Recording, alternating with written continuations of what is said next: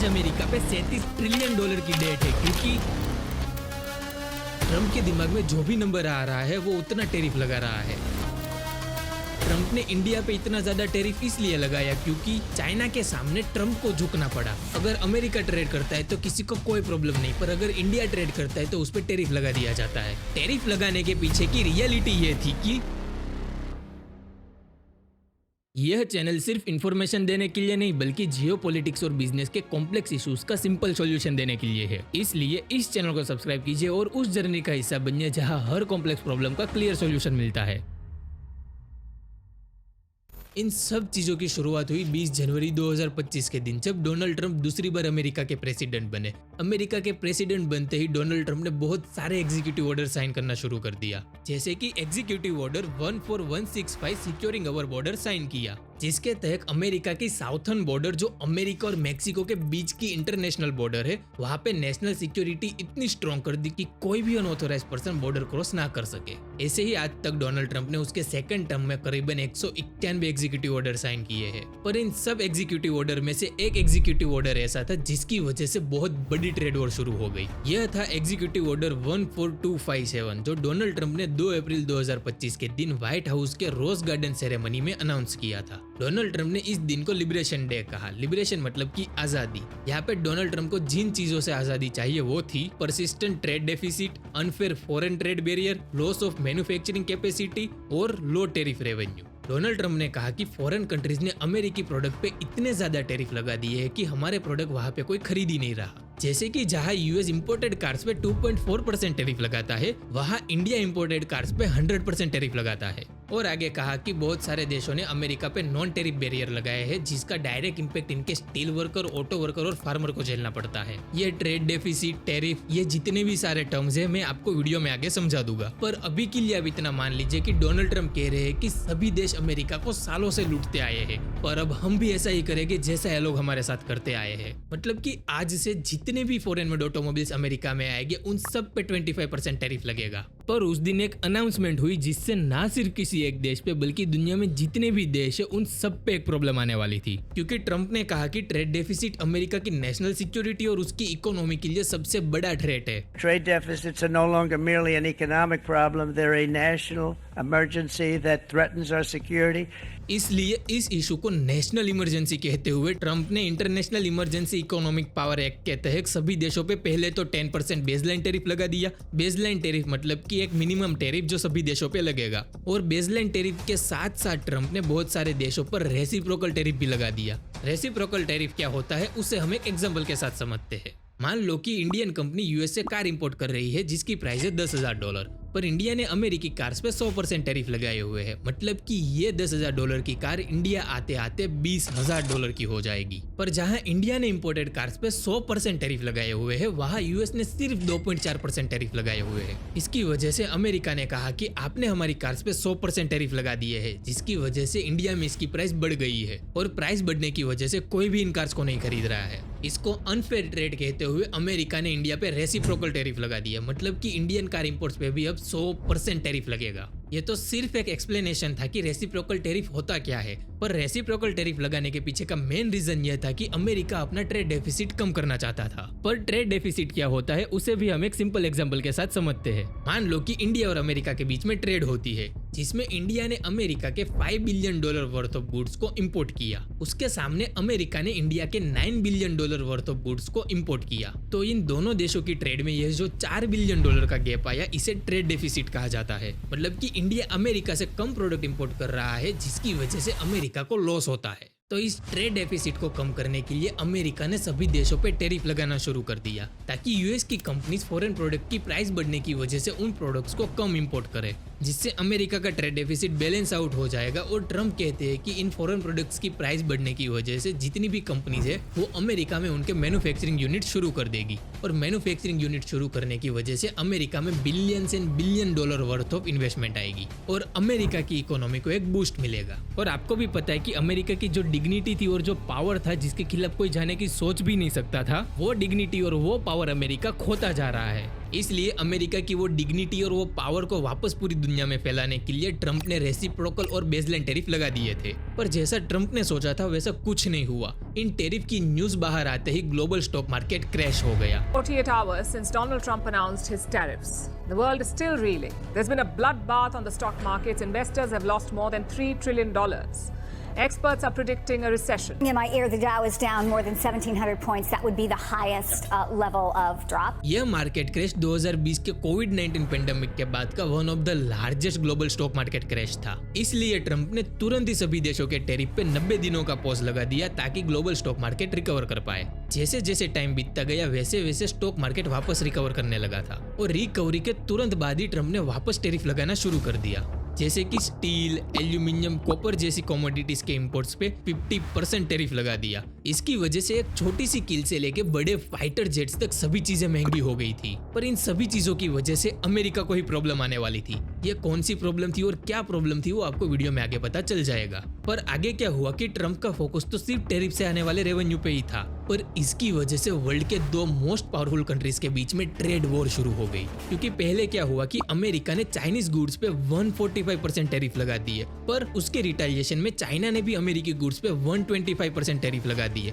और कहा कि अगर अमेरिका ने ट्रेड वॉर आगे भी शुरू रखी तो हम अपने जितने भी रेयर अर्थ मिनरल्स और मैग्नेट का एक्सपोर्ट अमेरिका में हो रहा है वो सारा रोक देंगे। पर ट्रंप ने कहा कि अगर चाइना ने ऐसा किया तो हम उन पे 200% टैरिफ लगा देंगे। यह जंग जो बीजिंग और वॉशिंगटन के बीच में शुरू हुई थी वो हथियारों से नहीं बल्कि टैरिफ से लड़ी जा रही थी। यह कोई मामूली लड़ाई नहीं थी, क्योंकि इस लड़ाई में एक साइड था ग्लोबल मैन्युफैक्चरिंग इंजन और दूसरी साइड था ग्लोबल इकोनॉमी का कमांड सेंटर। इसलिए इन दोनों की ट्रेड वॉर की वजह से ग्लोबल रिसेशन आ सकता था। पर यह पूरी सिचुएशन ही चेंज हो गई जब ट्रंप ने उसके सबसे अच्छे फ्रेंड कहलाने वाले देश इंडिया पे 30 जुलाई के दिन 25% टैरिफ लगा दिया और 6 अगस्त के दिन एडिशनल 25% टैरिफ लगा दिया। मतलब कि 27 अगस्त से सभी इंडियन इंपोर्ट्स पे 50% टैरिफ लगेगा। पर इसी बीच ट्रंप जिस चाइना पे पहले 200% टैरिफ लगाने की बात कर रहा था उस पे पहले मई 2025 के दिन 90 दिनों का टैरिफ पॉज लगा दिया और 11 अगस्त के दिन इन टैरिफ पॉज को 90 दिनों के लिए और एक्सटेंड कर दिया ताकि दोनों देश एक फेयर ट्रेड एग्रीमेंट साइन कर सके। और इस टैरिफ पॉज के दौरान चाइनीज इंपोर्ट्स पे सिर्फ 30% ही टैरिफ लगेगा।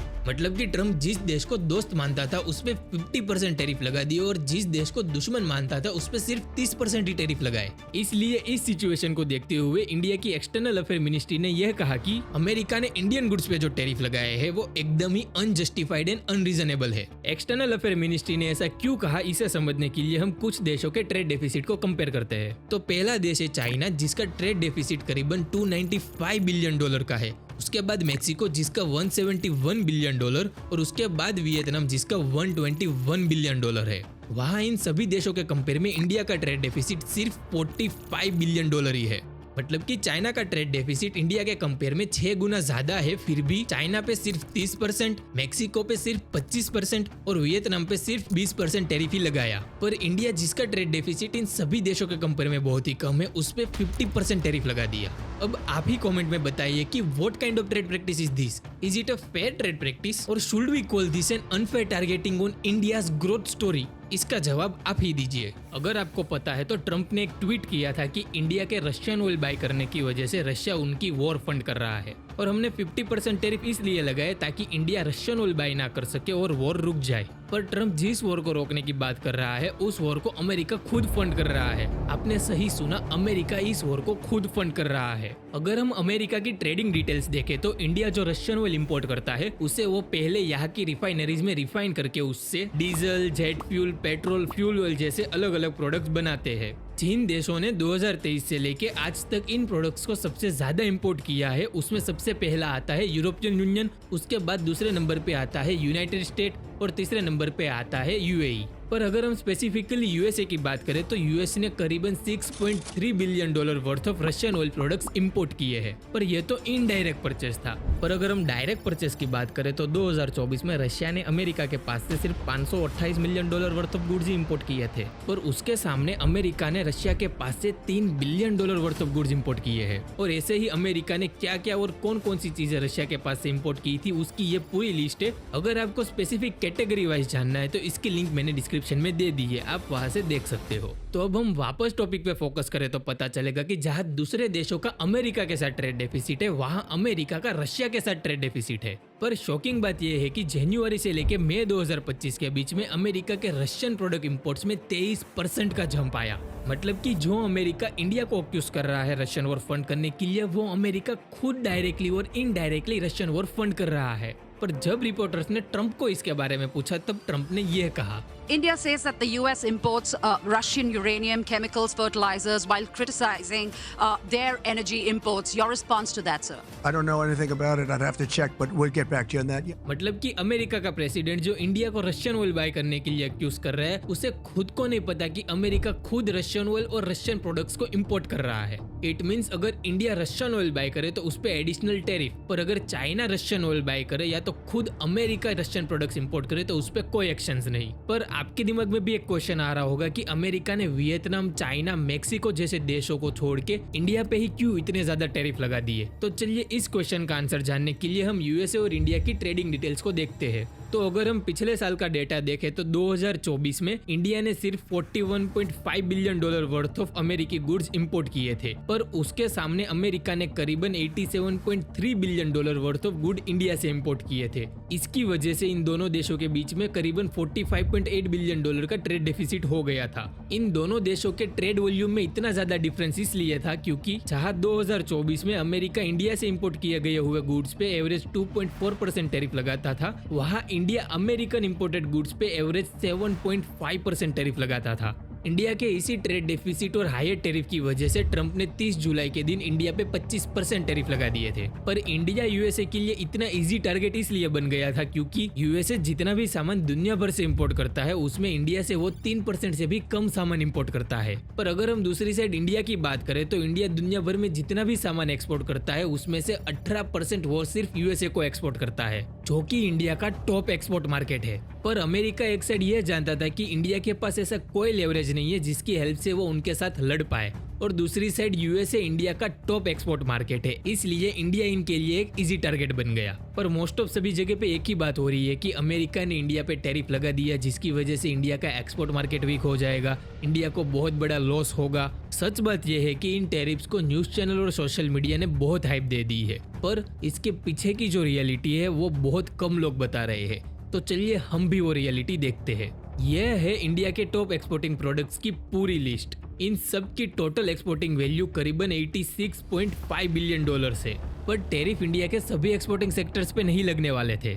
यह टैरिफ सिर्फ 55% एक्सपोर्टिंग सेक्टर्स पे ही लगने वाले थे, जिसकी टोटल वैल्यू करीबन $43 बिलियन है। मतलब कि इंडिया के आधे एक्सपोर्टिंग सेक्टर्स पे ही टैरिफ लगे थे। जिन जिन सेक्टर्स पे ये टैरिफ लगने वाले थे वो थे textile and apparels, gems and jewelleries, leathers and footwears, seafood, chemicals, carpet and home textiles, machinery and engineerings. और जिन सेक्टर्स पे टैरिफ नहीं लगने वाले थे वो थे pharmaceuticals, electronics, petroleum, crude, energy products और क्रिटिकल मिनरल्स। ट्रंप ने इन सेक्टर्स पे टैरिफ इसलिए नहीं लगाए क्योंकि ये सेक्टर उनके लिए बहुत ही इंपॉर्टेंट थे। इन सेक्टर्स की इंपॉर्टेंस हम 1 बाय 1 समझते हैं। पहले तो फार्मास्यूटिकल प्रोडक्ट्स पे इसलिए टैरिफ नहीं लगाए क्योंकि इंडिया वर्ल्ड का लार्जेस्ट जेनेरिक मेडिसिन सप्लायर है और यूएसए उनकी 40 to 50% जेनेरिक मेडिसिन इंडिया से इंपोर्ट करता है। इसके बाद इलेक्ट्रॉनिक सेक्टर पे टैरिफ इसलिए नहीं लगाए क्योंकि इंडिया के चीप लेबर कॉस्ट की वजह से यूएसए की जितनी भी कंपनीज थी वो इंडिया की सप्लाई चेन और उसकी असेंबली लाइन पे बहुत ज्यादा डिपेंडेंट हो गए थे। और पेट्रोलियम प्रोडक्ट्स अमेरिका इंडिया से इंपोर्ट करता है, वो आपने वीडियो में आगे देख ही लिया है।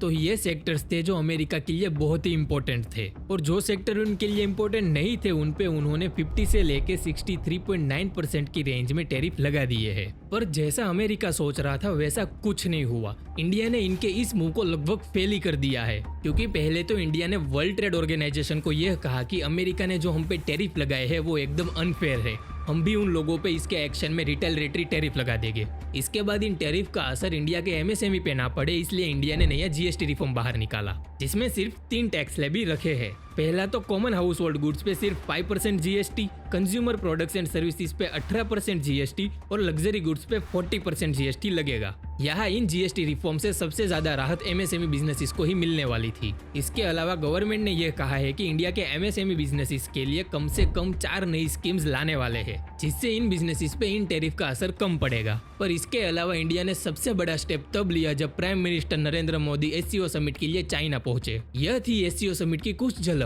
Leaders of China, Russia, and India are putting their friendly relationship on full display. Chinese President Xi Jinping is hosting world leaders for a summit of the Shanghai Cooperation Organization, or SCO. India अपना relation China और Russia के साथ और close करते हुए दिखाई दिया, जिसे देखते हुए ट्रंप ने यह ट्वीट किया कि it looks like we have lost India and Russia to deepest darkest China. मतलब कि इंडिया पे टैरिफ लगाने से अमेरिका को ही नुकसान हुआ। मतलब कि इस पूरे ट्रेड वॉर में अमेरिका ने जितने भी प्लान्स बनाए थे वो सारे उन पे ही बैकफायर होने लगे थे। जैसे कि ट्रंप कह रहा था कि टैरिफ लगाने की वजह से बहुत सारी फॉरेन कंपनीज उनके मैन्युफैक्चरिंग यूनिट अमेरिका में शुरू कर देगी, और ऐसा हुआ भी जब वर्ल्ड की largest semiconductor manufacturing company TSMC ने अनाउंस किया कि वो अमेरिका में $165 बिलियन की इन्वेस्टमेंट करेगी। पर इतनी जॉब क्रिएशन का भी क्या फायदा जब अमेरिका में स्किल्ड वर्कर्स ही नहीं है, क्योंकि अभी 2025 में यूएस सेमीकंडक्टर इंडस्ट्री में करीबन 3.45 लाख लोग काम कर रहे हैं, लेकिन 2030 तक इंडस्ट्री को 4.6 लाख लोगों की जरूरत होगी। प्रॉब्लम यह है कि अगर करंट ट्रेंड ऐसा ही चलता रहा तो 2030 तक करीबन 67,000 जॉब खाली ही रह जाएगी। इसका सबसे बड़ा रीजन ये है कि कंपनीज को स्किल्ड वर्कर ही नहीं मिल रहे। सिंपल शब्दों में डिमांड ज्यादा है और स्किल्ड लोग कम है, इसलिए अमेरिका में एक बड़ा जॉब वैकेंसी गैप क्रिएट हो रहा है। पर फिलहाल अमेरिका के लिए सबसे बड़ी प्रॉब्लम है उनकी डेट। आज अमेरिका पे करीबन $37 ट्रिलियन की डेट है, जो उनकी इकोनॉमी के लिए एक डाउनफॉल का सिग्नल है। इसलिए इस डेट को रिपे करने के लिए ट्रंप नई पॉलिसी बनाता चाह रहा है और सभी देशों पे टैरिफ लगाता जा रहा है। इसकी वजह से सभी देश अमेरिका से नाराज हो गए हैं और धीरे धीरे अमेरिका पे डिपेंडेंसी भी कम करते जा रहे हैं। तो अब आगे ये देखना इंपॉर्टेंट होगा कि ये पूरी कहानी अब कौन सा नया मोड़ लेने वाली है। अगर आपको ये वीडियो अच्छा लगा हो तो इस वीडियो को लाइक करें और इस वीडियो को ज्यादा से ज्यादा लोगों तक शेयर करें, ताकि उन लोगों को भी जियोपॉलिटिक्स के इंपॉर्टेंस पता चल सके।